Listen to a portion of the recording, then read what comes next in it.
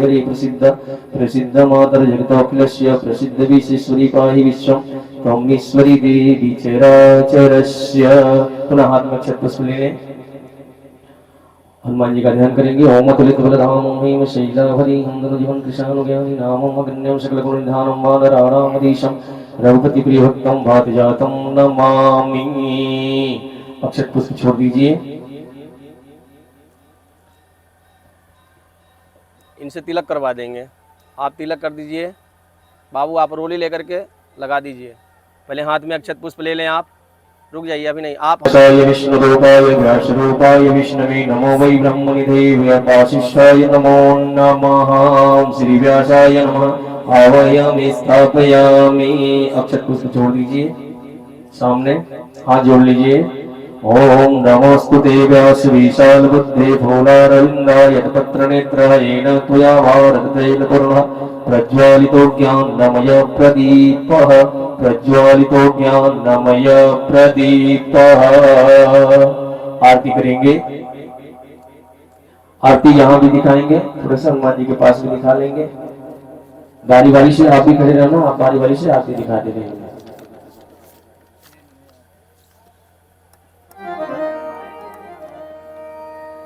श्री रामचंद्र कृपाल भजमन हरण भव भय दारुणम नव मंगलोचन कंज मुख कर कंज पर कंजारुणम कंदते अगरित अनित छंद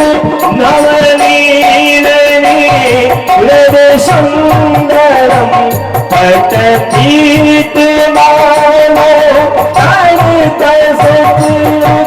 नौमी गण सुतावरम भजवीरम धूमिनी शिलामम श्रीवन श्रीकंदरम रघुनंद आनंद कौशल चंद दशरथ नंदनम सिरे मुकुट कुंडल तिलक चारुधार छाप दर्शन राम जित हरे दोषरम इति भरति तुलसी दास शंकर शेष मुनि मरला से पर पावादि फल दर रंग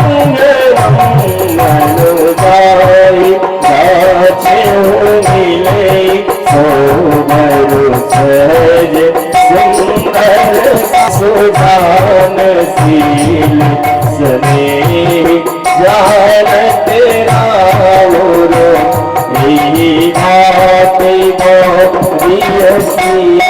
सोनी सिय सही तैया हरे सियली तुलसी भवानी तोजी कोनी कोनी मोदी के मोचन कृपाल भजमन हरण भव भव कीजे हनुमान धराती रघुनाथ धराती आरती कीजे हनुमान धराती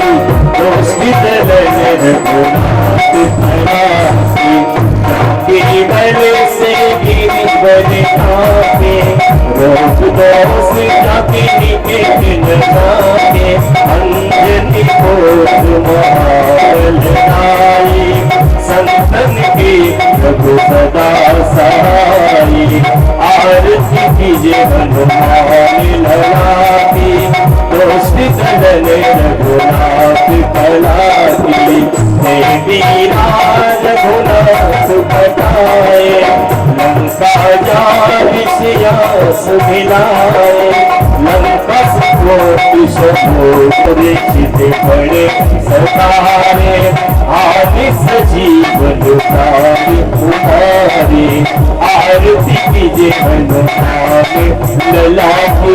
मुस्लिम रघुनाथ कराती नहीं पताली तोरे जन दाहिनी भुजा संत जन तारे आरती कीजिए हनुमान ललाटी मुस्लिम रघुनाथ कराती सूर्य नर मुनि भारती होता दे जय जय जय हनुमान मुझारे कंचन थारी कपूर नौचाई आरती करके अंजना माई तो हनुमान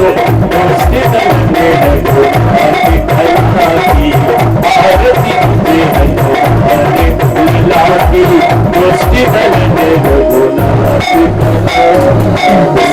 बोली श्री हनुमान जी महाराज की जय। के प्राण प्रतिष्ठा का कार्य कितने सारे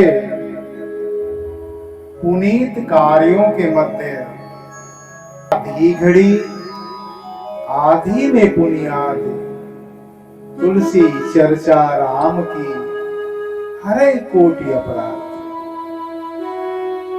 हमें एक एक क्षण का, एक एक सेकंड का, एक एक मिनट का पूर्ण सदुपयोग परमात्मा भाव में, परमात्मा चिंतन में, परमात्मा सुमिरन में, परमात्मा ध्यान में, परमात्मा भजन में, परमात्मा कथन में, श्रवण में लगाना है। इसलिए हर जगह से ध्यान को हटा के ठाकुर जी के चरणों में अपने सारी इंद्रियों को, मन को, बुद्धि को, चित्त को, अहंकार को लगाने के लिए आइए कुछ पल के लिए अपनी अपनी आंखों को बंद करेंगे और जिन भौतिक आंखों से जाने अनजाने में अपवित्र दृश्य दिख गया हो, सर्वव्यापी सर्वशक्तिमान सर्वज्ञ भगवान से प्रार्थना, हे प्रभु दृश्यों की अपवित्रता को नष्ट करके हमारी दृष्टि की पवित्रता को प्रकाशित करें, हमारे मन के विकारों का शमन करके मन को निर्मल बना के मुझे दिव्य दृष्टि प्रदान करके अपने अनंत स्वरूप का दर्शन कराएं, अनुभव कराएं। इसी भाव में श्वास अंदर में भरेंगे और मेरे साथ साथ नारायण के तीनों स्वरूपों, सृजनकर्ता का रूप में ब्रह्मा स्वरूप, पोषणकर्ता के रूप में विष्णु स्वरूप, परिवर्तनकर्ता के रूप में शिव स्वरूप का ध्यान करते हुए ओम का उच्चारण करेंगे। पहले गहरी श्वास भरिए।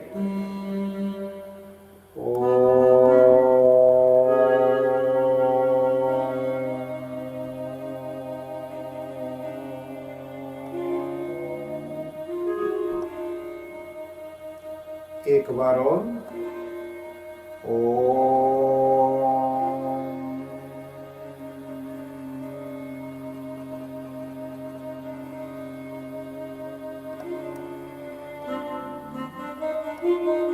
एक बार और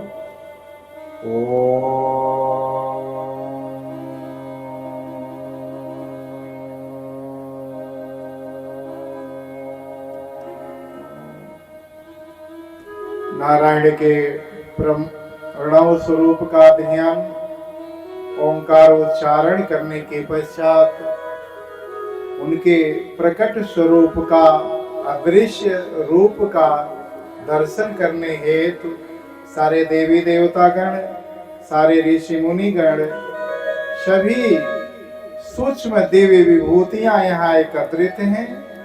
उन सभी को मंगलाचरण के रूप में मेरे साथ साथ नमन करेंगे। वर्णानां अर्थसंज्ञानां रसानां छन्दसामपि मङ्गलानां च कर्तारवो वन्दे मानिनायको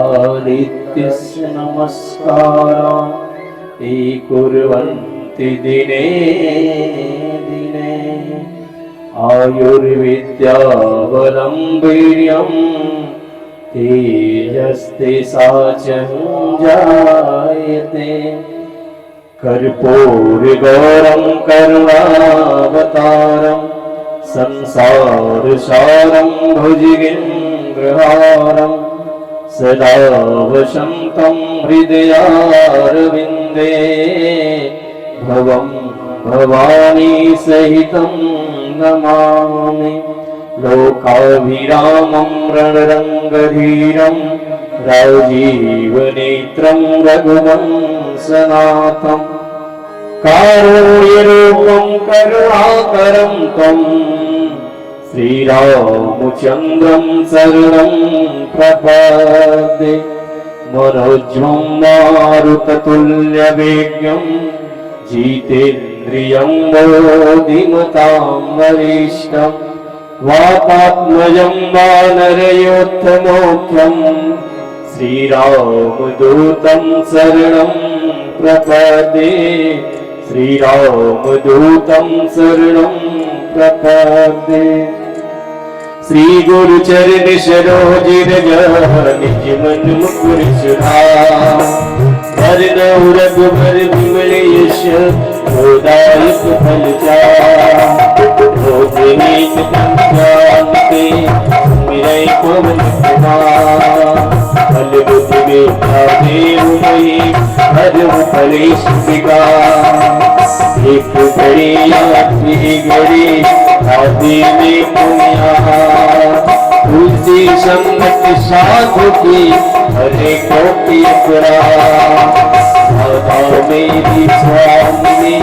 भैरावी भवा जन्म जन्म दीदी श्री वृंदावन भवा सब द्वारन को छाड़ के आई तेरे द्वार श्री विश्वभाव की लाडली मेरी ओर निहार श्री राम जय राम जय जय राम जय सिया राम जय जय सिया राम श्री राम जय राम जय जय राम जय सिया राम जय जय सिया राम मंगल भवनी मंगलहारी सर्व सुदर्शन सिर दिव्य प्यारी जय जय जय हनुमान गोसाई कृपा करहु गुरुदेव की नाई जीव दिनाथ होई नित मोरा हरहु सुबे की दास में तोरा दीन दयाल विरत संसार हरहु नाथ मम संकट वारी श्री राम जय जय राम जय श्री राम जय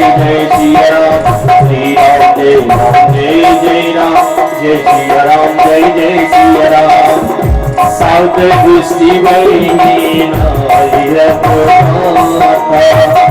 वर्णो विषय जय राम गुण गाता जय जय गिरिवरराज किशोरी जय महेश मुख छंद चकोर जय गजगदन करानन माता जगत जननी नामी नृत्य गाता राम कथा कलिका जगाई सजीवन गौरी सहाय मंगल भगवती मंगलहारी ओ श्री जगते पुरारी सादर शिवई नायक माता वर्णो विष्णु राम गुण गाथा सादर शिवई नायक माता वर्णो विष्णु राम गुण गाथा बंद मुकुर पदे पद्म परागा सुरचि शुभाशिष अनुरागा देवी भोज पद कमल तुम्हारे सुर नर मुनि सदोई सुखाने श्री राम जय राम जय सिया राम जय जय सिया राम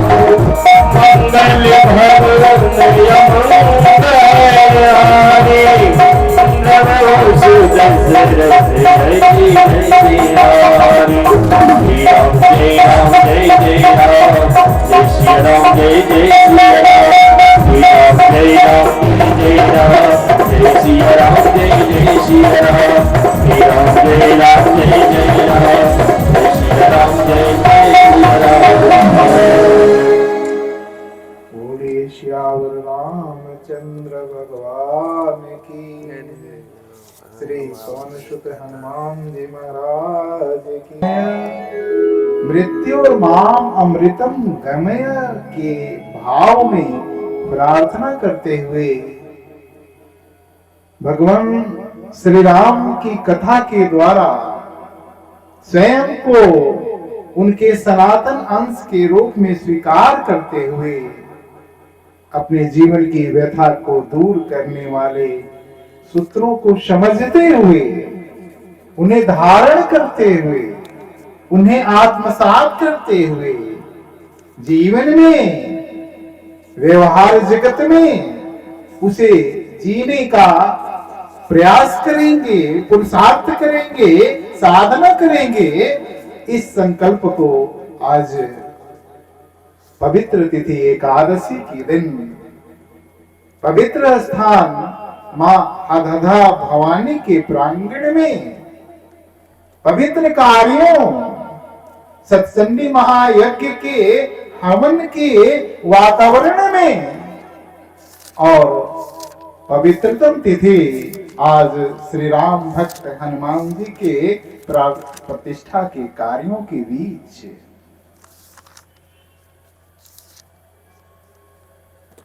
शंकर सहज स्वरूप सम्हारा, लागी समाधि अखंड अपारा। ये जो भगवान की भक्ति को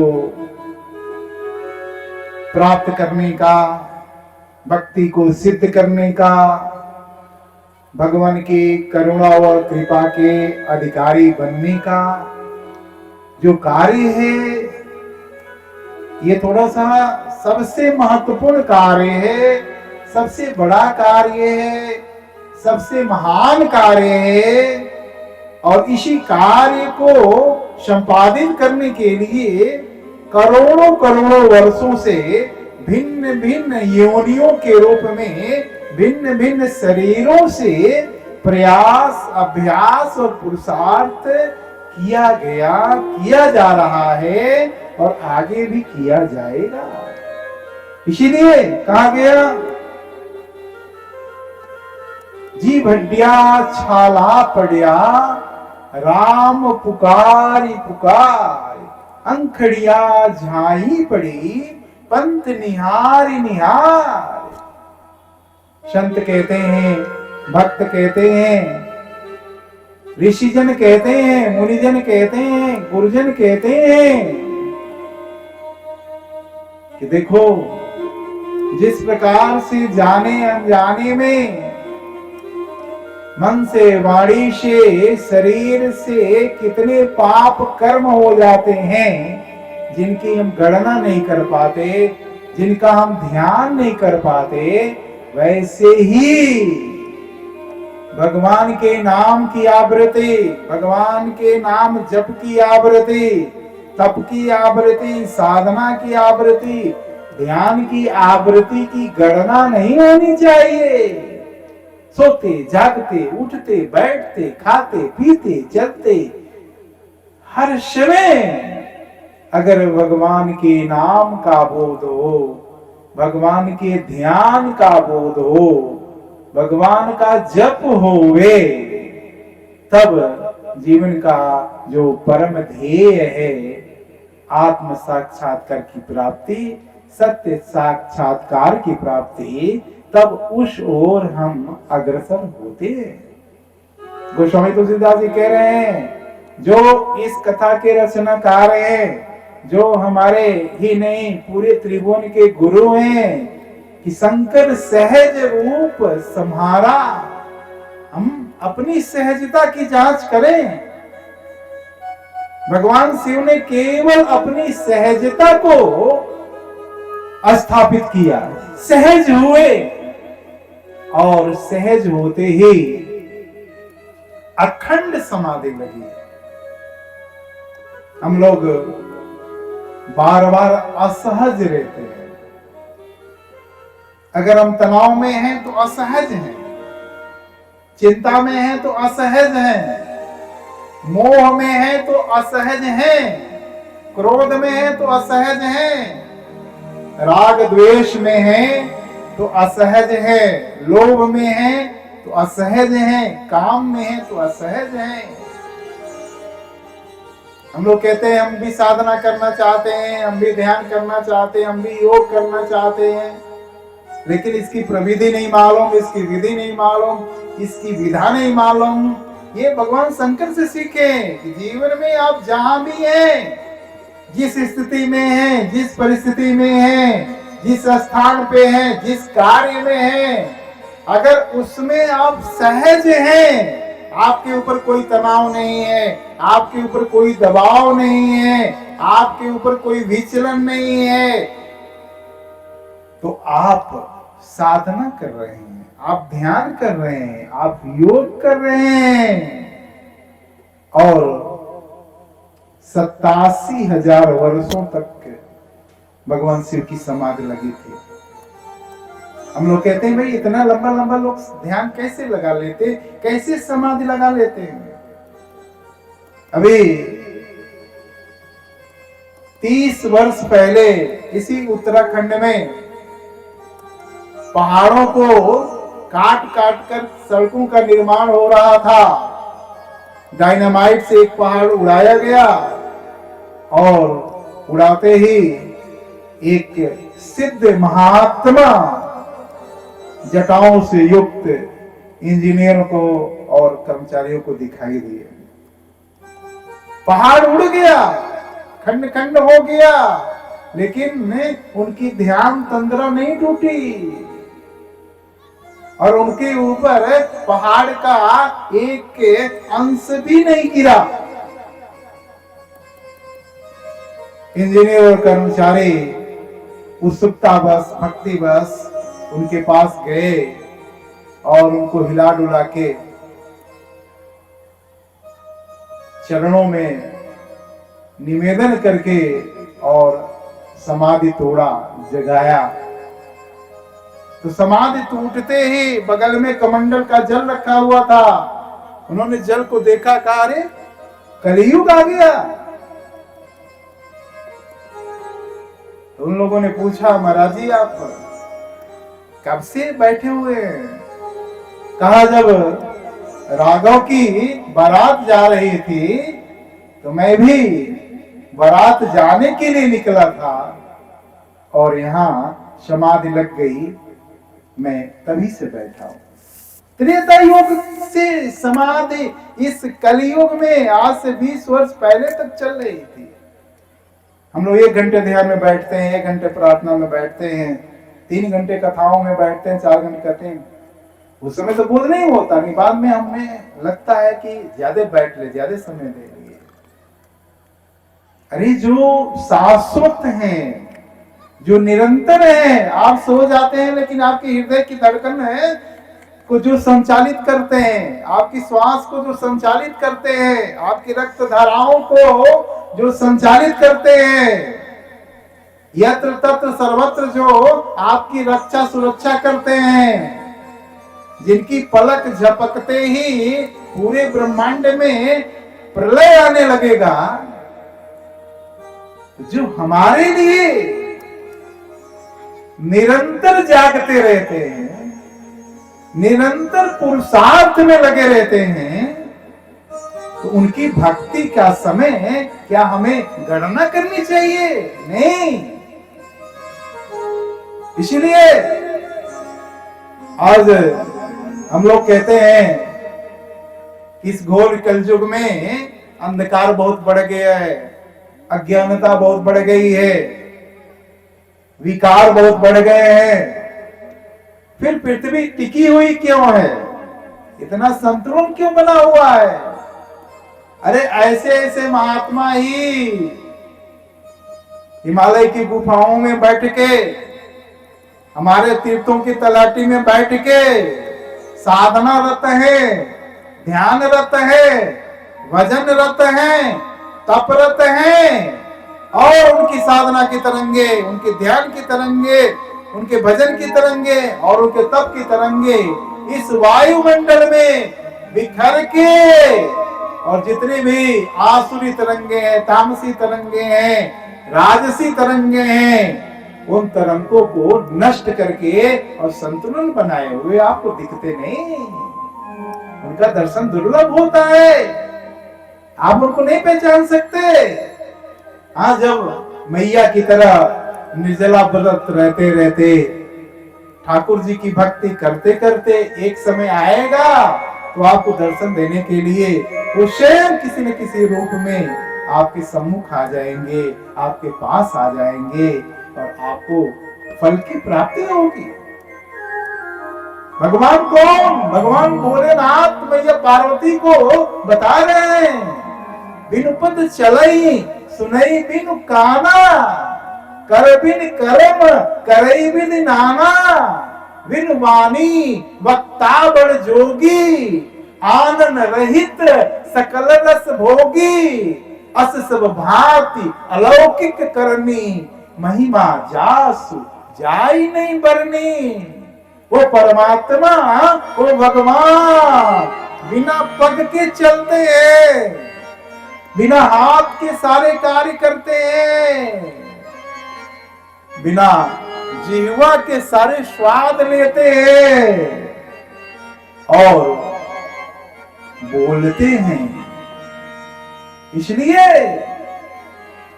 आदि अंत को जा सुन पावा, मति अनुमान निगम सगावा।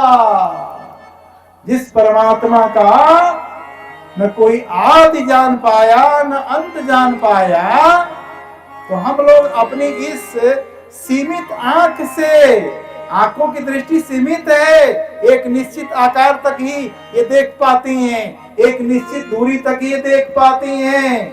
जीवा की भी सुनने की निश्चित आवृत्ति है, ज्यादा से ज्यादा सूक्ष्म तरंगे नहीं सुन पाता। और परमात्मा तो सूक्ष्मतम है, स्वच्छतम है। बेटियों से निवेदन है, माताओं से निवेदन है,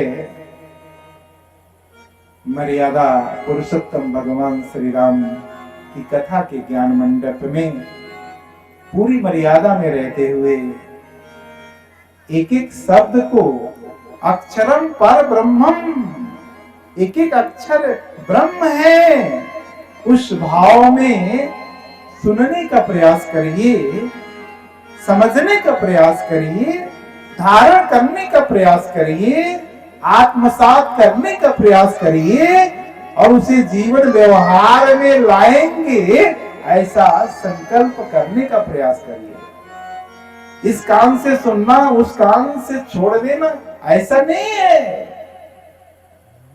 एक सेठ जी थे, रोज कथा सुनने के लिए एक मंदिर में जाते थे, और जैसे ही बच्चे हैं वैसे ही उनका एक बालक था, तो वो भी जिद करता था मुझे भी कथा में ले चलिए। सेठ जी कहते थे, अरे भाई तेरी अभी उम्र नहीं है, मैं वृद्धावस्था को जा रहा हूं, तू भी जब वृद्ध होना तो कथा सुनना, अभी तो खेलने कूदने की उम्र है, अपने भविष्य निर्माण की उम्र है। लेकिन जो भावना, जो कामना हम करते हैं वो अवश्य में पूरी होती है। एक दिन ऐसा हुआ कि सेठ जी को किसी मुकदमे की तारीख देखने जिले पे जाना पड़ा, और उन्होंने बच्चे से कहा कैसा है, कथा का नागा न होने पाए तो आज कथा में चले जाना। कथा में बालक जाता है, बालक अबोध होता है, बालिका अबोध होती है, निश्चल होती है। जो पाठ इनको बचपन में पढ़ा दिया जाएगा वो जीवन भर नहीं भूलेगा। और वहां पंडित जी, व्यास जी विप्र महत्व बता रहे थे, धेनु महत्व बता रहे थे। विप्र धेनु सुर संत हिता, लीन मनुज अवतार, निज इच्छा निर्मित तनु, माया गुण गोपाल। इसी की व्याख्या कर रहे थे। बालक के अंदर विप्रों के प्रति, गौ माता के प्रति, संतों के प्रति, देवताओं के प्रति बड़ी श्रद्धा का भाव उमड़ आया। और कथा सुन के आते ही एक गौ माता उसके दुकान पे आई।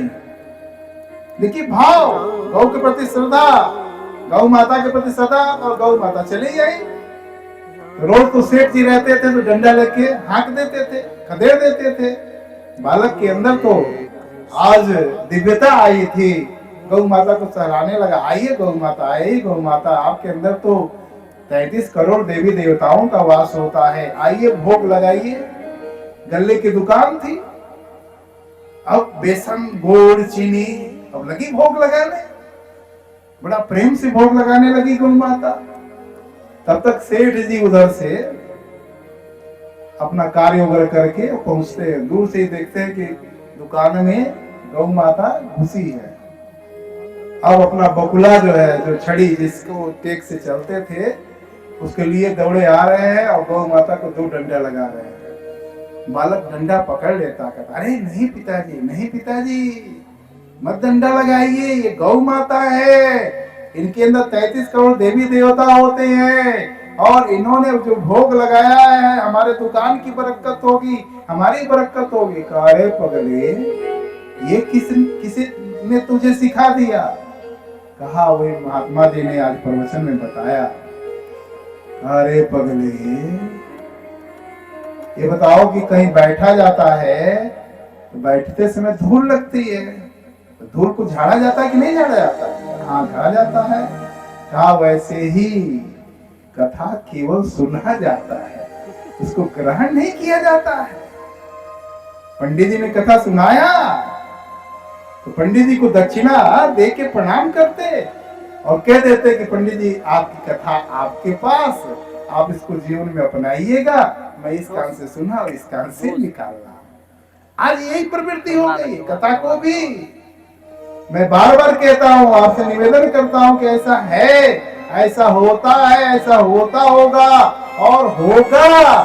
किस ज्ञान यज्ञ के मंडप में सारे देवी देवता, सारे सूक्ष्म दैवीय शक्तियां विद्यमान हैं। अगर सूक्ष्मतम, आजकल तो डिजिटल कैमरे से लेके और ड्रोन और क्या क्या आ गया है, लेकिन अगर गॉड पार्टिकल की भी खोज हो चुकी है विज्ञान में, अगर ऐसा कोई कैमरा अगर बन पाए तो अभी रिकॉर्ड किया जाएगा, सारे देवी देवताओं के चित्र भी आ जाएंगे, भगवान के चित्र भी आ जाएंगे।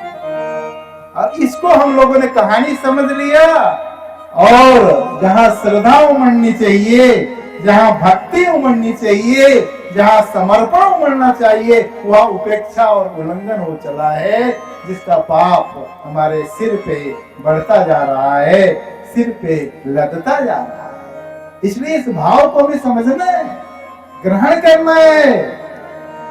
और भगवान भोलेनाथ मैया को बता रहे हैं, तो हम लोगों को भी बता रहे हैं।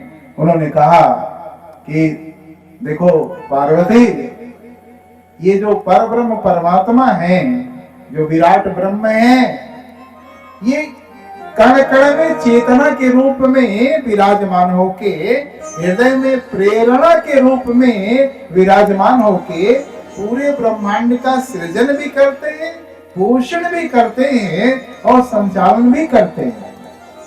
जगत प्रकाश्य प्रकाशक रामो, मायातीत ज्ञान गुण धामो। ये जगत में जो प्रकाश दिख रहा है, चाहे आंखों की ज्योति का प्रकाश, चाहे ट्यूबलाइट का प्रकाश, चाहे सूर्य का प्रकाश, चाहे टॉर्च का प्रकाश, जो भी प्रकाश है, उस प्रकाश के स्रोत एकमात्र जगदीश्वर भगवान है। लेकिन कभी कभी समय आता है जब जब होई धर्म के हानि, बाढ़े असुर अधम अभिमानी, करई अनीति जाय नहीं बरनी, सीधे विप्र धेनु सुर धरनी, तब तब प्रभु धरि विविध शरीरा, हरहि कृपा निधि सज्जन पीरा।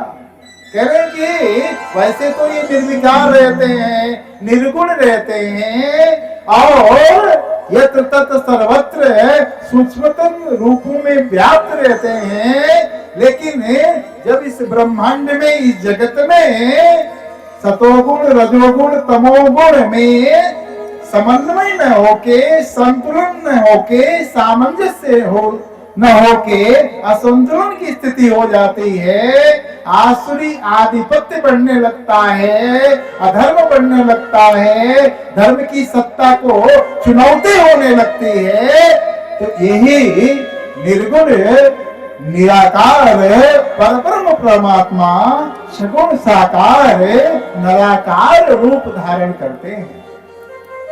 और यदा यदा हि धर्मस्य ग्लानिर्भवति भारत अभ्युत्थानम् अधर्मस्य तदात्मानं सृजाम्यहम् परित्राणाय साधूनां विनाशाय च दुष्कृतानां धर्म संस्थापनार्थाय संभवामि युगे युगे।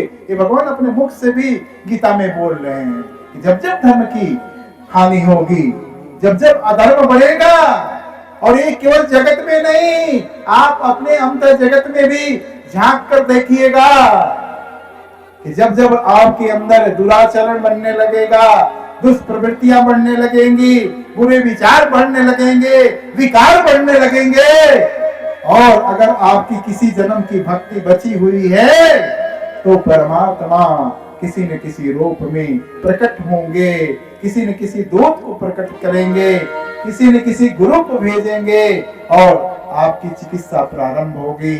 आपके अंदर में जो विकार भरे हुए हैं उन विकारों का शमन होगा, आपका मन स्वच्छ होगा, आपका मन निर्मल होगा।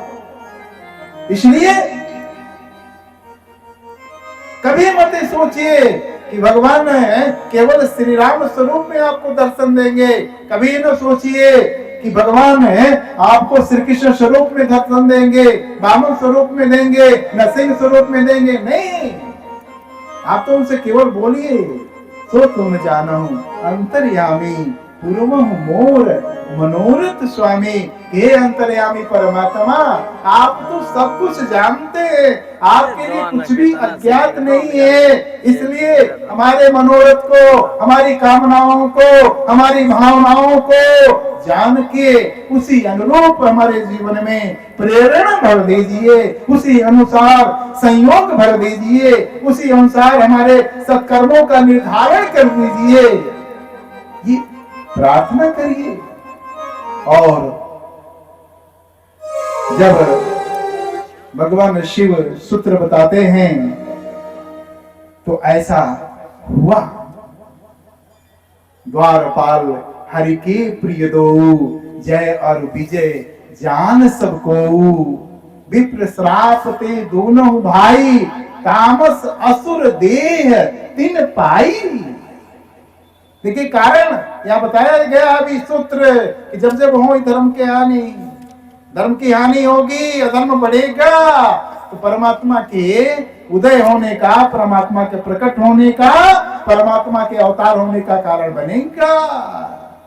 जय और विजय भगवान के नारायण के द्वारपाल हैं। और शनकादिक ऋषि दर्शन करने के लिए जाते हैं और भगवान विश्राम कर रहे हैं, इन्होंने वहीं पर रोक दिया। ऋषियों को क्रोध आ गया कि भगवान का जो द्वारपाल होगा वो तो भक्त को भगवान से मिलाएगा, और आप लोग भगवान से दूर कर रहे हो, मिलने नहीं दे रहे हो।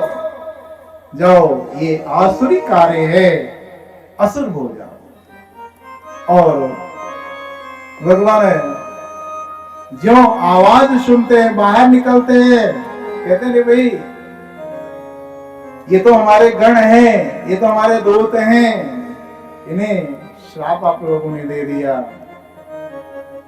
इनको क्षमा करिए।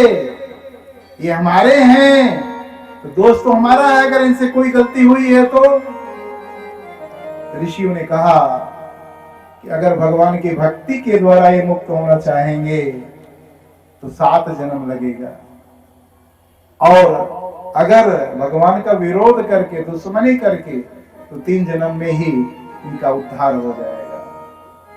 और वही हिरण्यकश्यपु, हिरण्याक्ष, रावण, कुंभकर्ण, शिशुपाल और दंतवक्र के रूप में 3 जन्म लिए और ठाकुर जी को उनका उद्धार करने के लिए भी अवतार लेना पड़ा।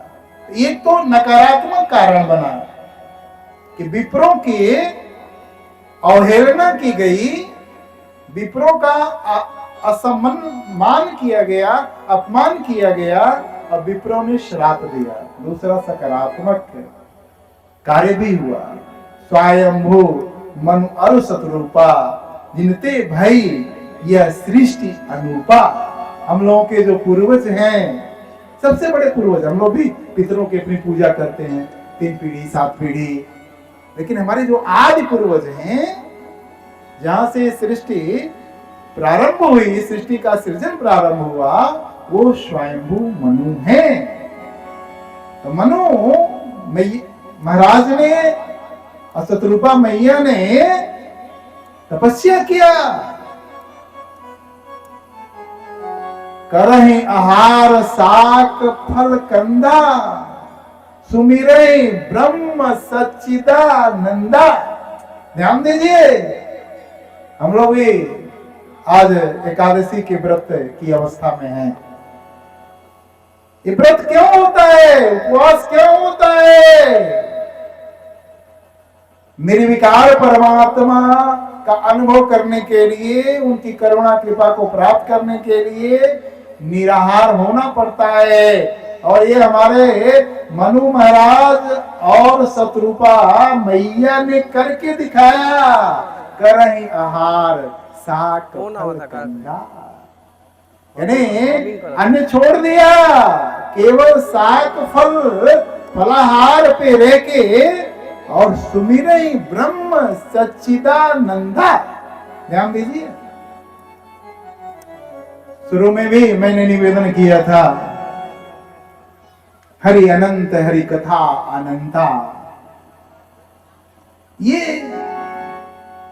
भगवान के अनंत स्वरूप हैं, लेकिन जिस स्वरूप को हम साध सकते हैं, जो हमारे जीवन में प्रतिपल दिखाई देता है, अनुभव होता है, वो सच्चिदानंद स्वरूप है। सत्य, चित्त और आनंद।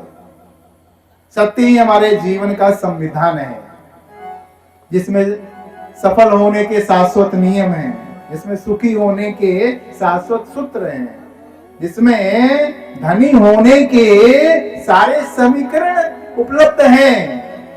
ये सत्य है, ये सत्य है।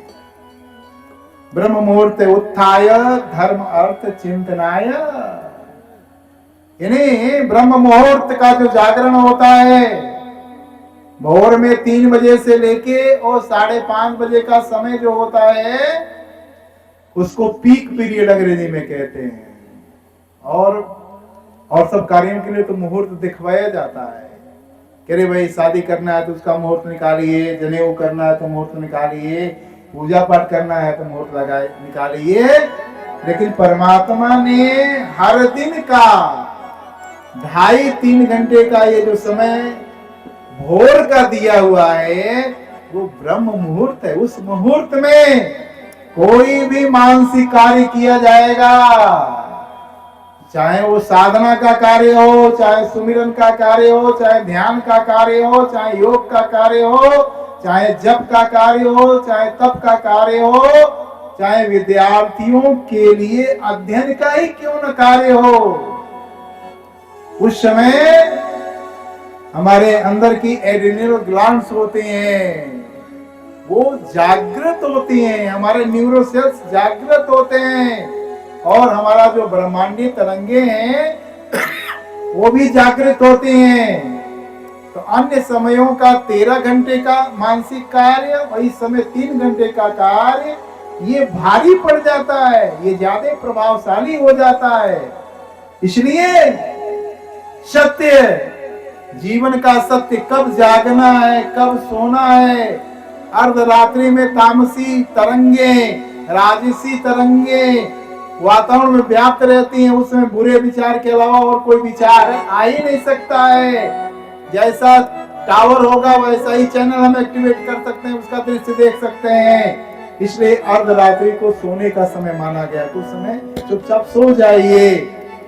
उस समय जो भी चिंतन करेंगे आपका चिंतन सकारात्मक नहीं होगा, शाश्वत नहीं होगा, आपके अंदर सृजन के विचार नहीं आएंगे, आपके अंदर हमेशा अर्धरात्रि में विध्वंस के विचार आएंगे, बेकार विचार आएंगे, बुरे विचार आएंगे। इसलिए सत्य और चेतना, चेतना क्या, बिना चेतना के कोई कार्य हम कर ही नहीं सकते। हम तो ऊँघते रहते हैं, प्रमाद और आलस्य में पड़े रहते हैं। जिन परमात्मा के हम अंश हैं वो 24 घंटा सक्रिय रहते हैं, पलक भी उनकी नहीं झपकती। और हम भक्त मानते हुए भी अगर आलस्य में पड़े रहते हैं, हर समय कर्म में नहीं लगे रहते। अरे कर्म भी केवल शारीरिक कर्म थोड़े, कायिक कर्म, मानसिक कर्म, आध्यात्मिक कर्म, प्राणिक कर्म। अपनी प्राण साधना कर रहे हैं तो भी कर्म है, जप कर रहे हैं वो भी कर्म है, तप कर रहे हैं वो भी कर्म है, योग कर रहे हैं वो भी कर्म है।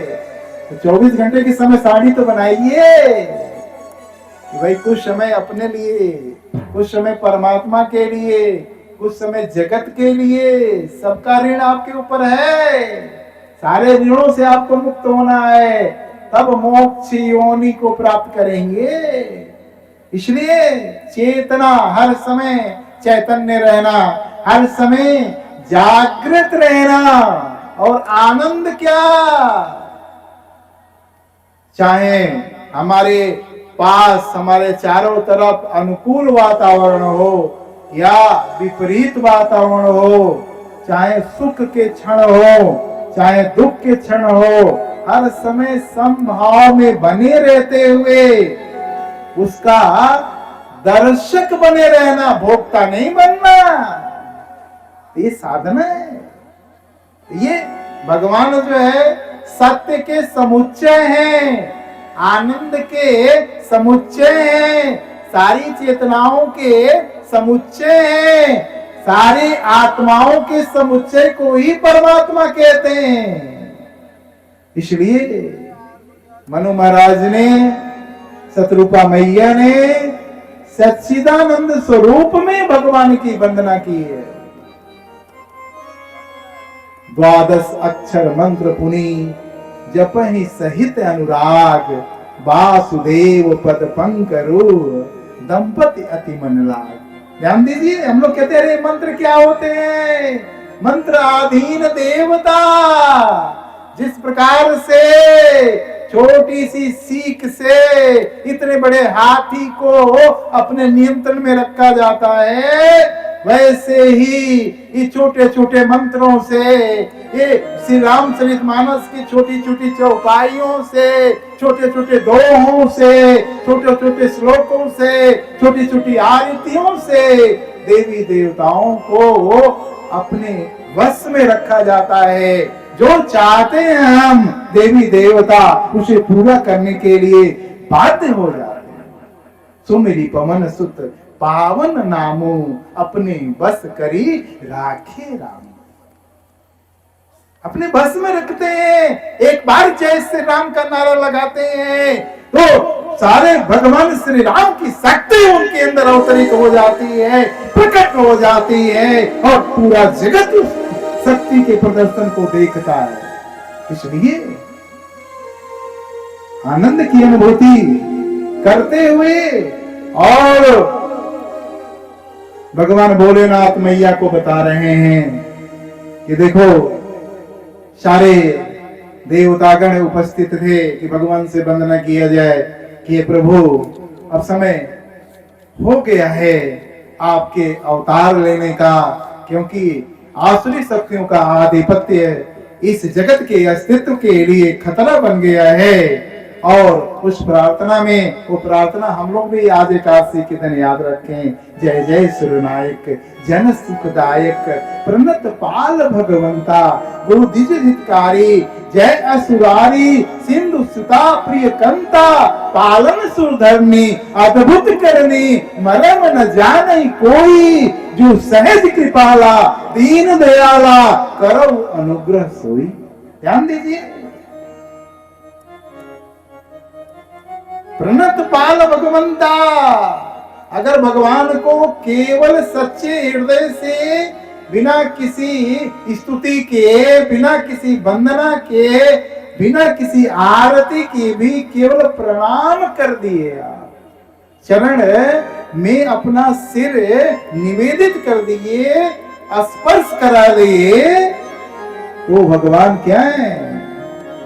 उनके सहज स्वभाव में कृपा करना है, उनके सहज स्वभाव में करुणा करना है। प्रणत पाल रघुनायक करुणा सिंधु खरार गए शरण प्रभु राखिए तो अपराध विसार। प्रणत पाल रघुनायक करुणा सिंधु खरार। ध्यान दीजिए एक एक शब्द पे। हम लोग तो क्या क्या याद करते रहते हैं। अरे जो याद करोगे वो बीज बो रहे हो, वही जीवन में घटित होने जा रहा है। याद भी करना है तो भगवान के स्वरूप को बार बार याद करो, याद भी करना है तो भगवान के स्वभाव को बार बार याद करो। इसलिए उल्लूमूल ने वंदना किया और उसके पहले भगवान शिव कहते हैं कि सब लोगों ने कहा भाई भगवान से निवेदन करने के लिए वैकुंठ लोक में चला जाए, गोलोक में चला जाए, कि साकेत लोक में चला जाए, कि क्षीर सागर में चला जाए। भगवान शिव कह रहे हैं मैंने ही सबको कहा, अरे भाई कहीं जाने की जरूरत नहीं है। हरि व्यापक सर्वत्र समाना प्रेम ते प्रकट हुई मैं जाना। वो परमात्मा हर जगह व्याप्त है और समान रूप से व्याप्त है। हम लोग भी मान लीजिए आप नीचे बैठे हुए, मैं ऊपर बैठा हूं, तो आप कहें भाई व्यास जी के अंदर, महाराज जी के अंदर भगवान ज्यादा है, हमारे अंदर कम है। ऐसा नहीं है, आपके अंदर भी उतने ही है जितना मेरे अंदर है, कोई छोटा बड़ा नहीं है। हाँ, जिस प्रकार से लकड़ी में अग्नि होता है लेकिन उस लकड़ी को सुखाना पड़ता है और सुखा के उससे माचिस की तिली लगाना पड़ता है, तब लकड़ी की अग्नि प्रकाशित होती है।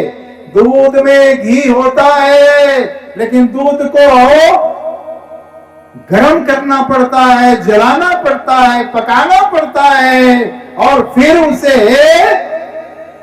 दही के रूप में जमाना पड़ता है, फिर मथनी से उसे मथना पड़ता है, तब उसी दूध से घी बाहर आता है। वैसे ही हम सबके अंदर परमात्मा चेतना के रूप में रोम रोम में विराजमान है, हृदय में प्रेरणा के रूप में विराजमान है और उनको प्रकट करने के लिए हमें भी अपने अहंकार को खत्म करके अपने को बल को बनाना पड़ता है, अपने विकारों को शमन करके अपने को तपाना पड़ता है, साधना करना पड़ता है, योग करना पड़ता है, ध्यान करना पड़ता है, सुमिरन करना पड़ता है और उस अवस्था में परमात्मा निर्गुण निराकार स्वरूप को छोड़ के सगुण और साकार स्वरूप वैसे ही हमारे सामने मिल जाते हैं, जैसे भक्त प्रहलाद के सामने मिले, जैसे भक्त ध्रुव के सामने मिले, अन्यान्य भक्तों के सामने मिले।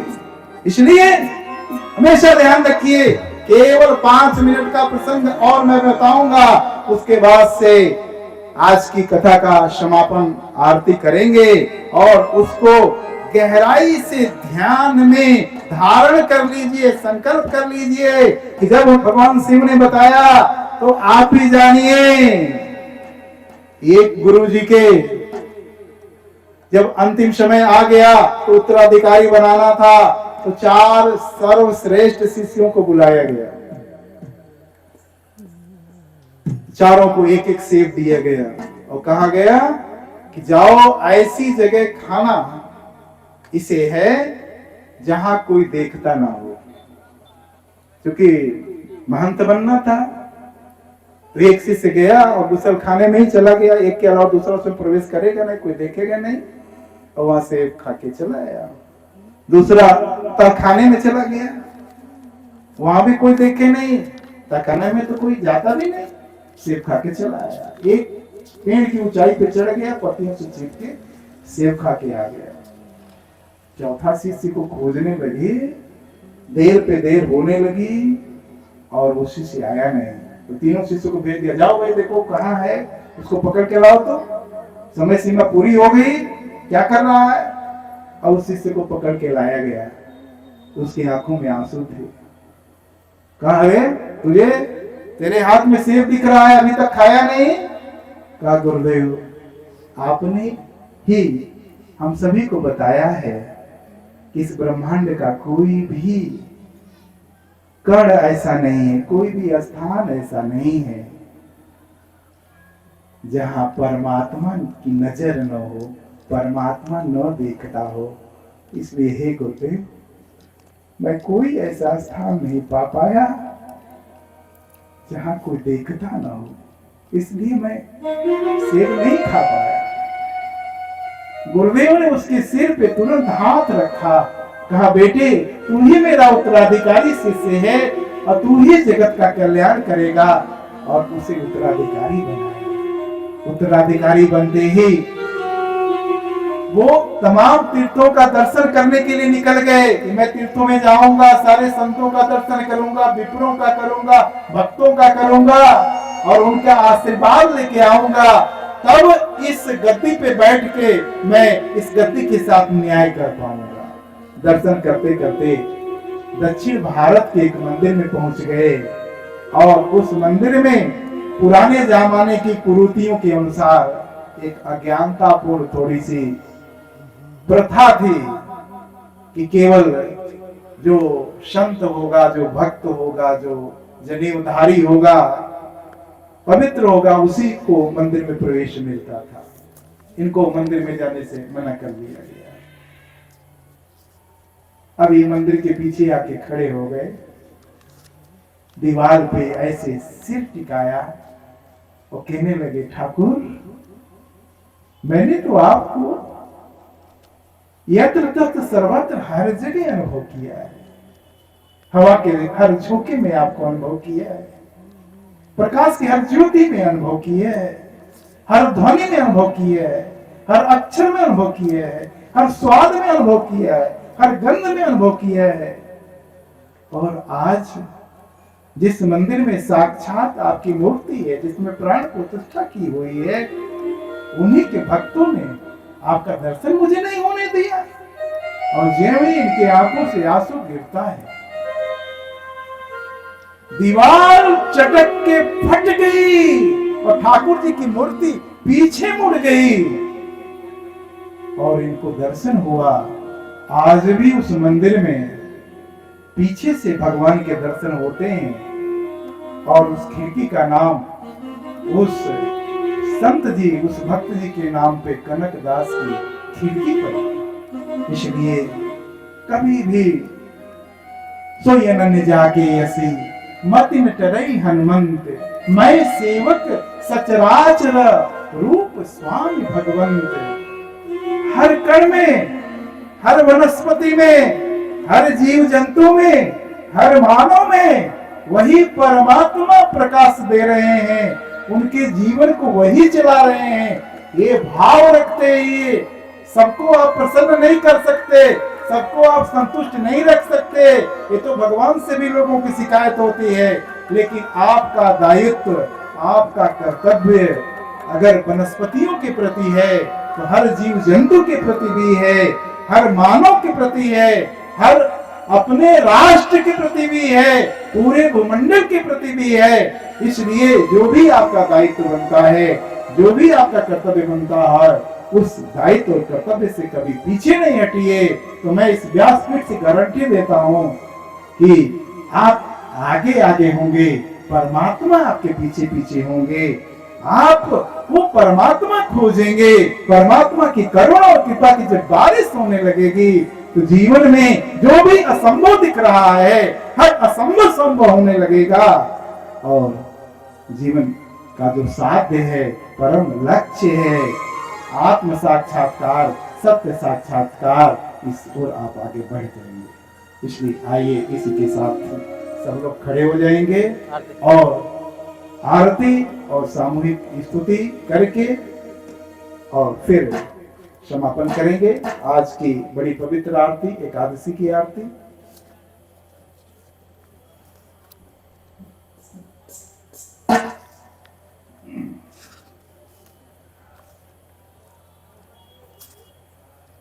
मंच में पे चले आए बाबूजी, आरती करें सब लोग।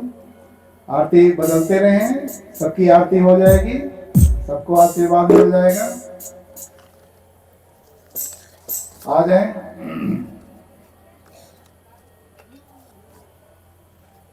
रामचरितमानस की है आरती, पापियों को पाप से आरती।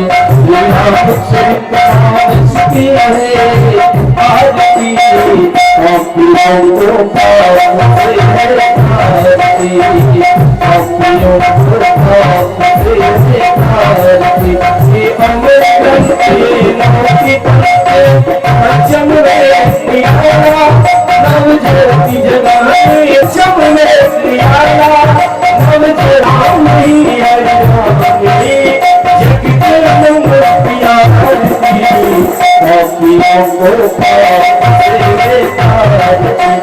रामचरितमानस की है आरती, पापियों को पाप से आरती। ये शांति गीत पावन बने पापों को मिटाने वाला है, हर दर्श कराने वाला है। ये शांति गीत पावन को नित्य पापों को मिटाने वाला है, हर दर्श कराने वाला, हर दर्श कराने वाला है। पापों को मिटा है, हर दर्श कराने वाला है, पापों को मिटाने वाला है। श्रीमद् की आरती, पापियों को पाप से आरती। श्री रामचरितमानस की है आरती, पापियों को पाप से आरती। हे मधुर बोल पंथ को सन्मार्ग दिखाने वाला है, बिगड़ी को बनाने वाला है। हे मधुर बोल जग पंथ को सन्मार्ग दिखाने वाला है, बिगड़ी को बनाने वाला है, बिगड़ी को बनाने वाला है। सन्मार्ग दिखाने वाला है, बिगड़ी को बनाने वाला है, सन्मार्ग दिखाने वाला है। श्री राम नहीं घनश्याम, श्री राम नहीं घनश्याम, प्रभु महिमा की आरती। पापियों को पाप से रामचरितमानस की है आरती, पापियों को पाप से आरती। श्री रामचरितमानस की है आरती, पापियों को पाप से आरती। सभी सुखी हो कोई ना हो दुखारी, सब हो निरोग भगवन हार्दिक भंडारी। सब हो निरोग भगवन हार्दिक भंडारी। भाव के सब मार्ग के प्रतीक हो, दुखिया न कोई हो सृष्टि में कार्यकारी।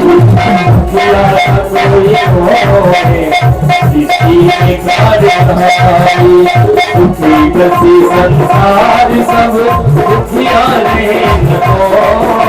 दुखी प्रति संसार सब दुखिया न को मेरे अभिलाषा हम सबकी हो मेरे अभिलाषा हम सबकी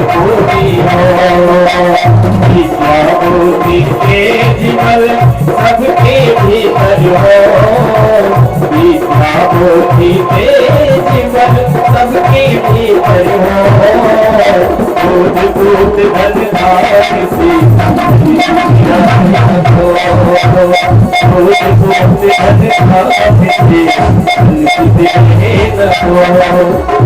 आपकी भक्ति प्रेम से मन होए भरपूर, आपकी भक्ति प्रेम से मन होए भरपूर, राम देश से चित मेरा राम देश से चित मेरा सौभाग्य दो,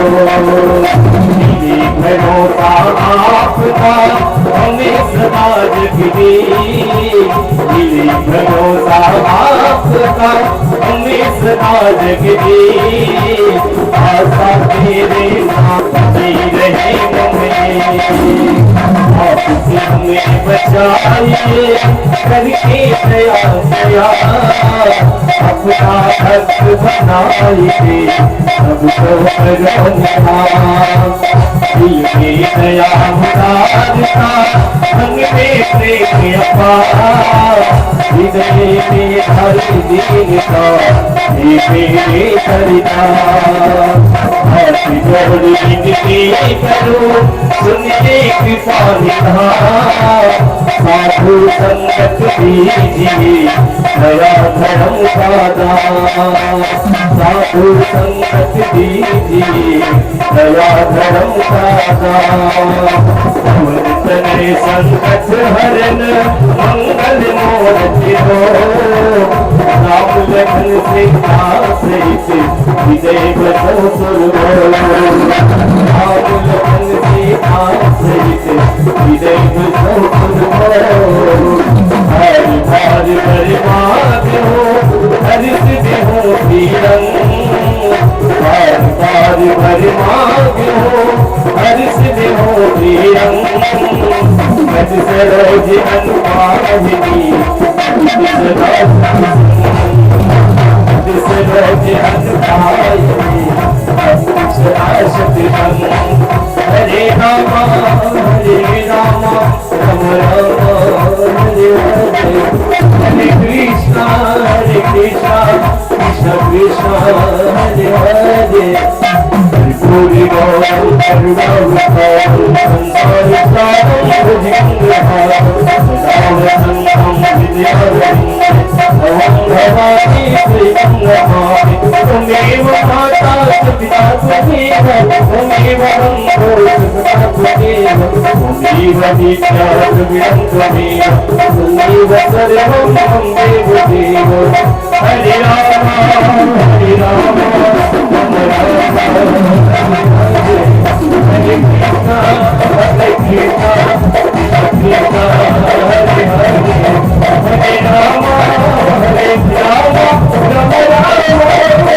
हरे, हरे कृष्णा कृष्णा कृष्णा हरे हरे, हरे राम हरे राम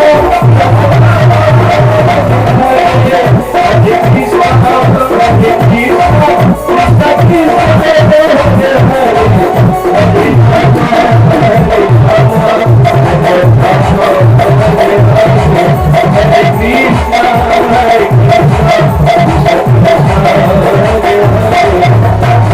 कृष्ण गोविंद हरे मुरारी,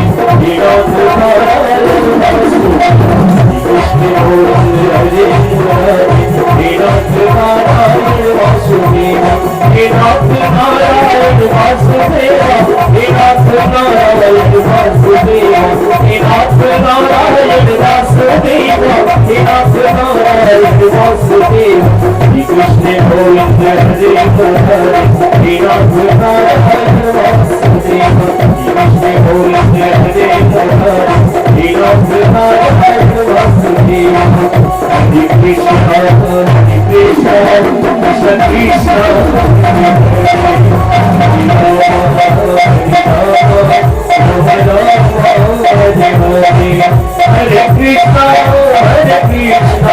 कृष्ण कृष्ण कृष्ण हरे हरे हरे राम हरे राम राम राम हरे हरे हरे कृष्ण हरे कृष्ण हरे हरे हरे राम राम राम हरे हरे हरे कृष्ण हरे हरे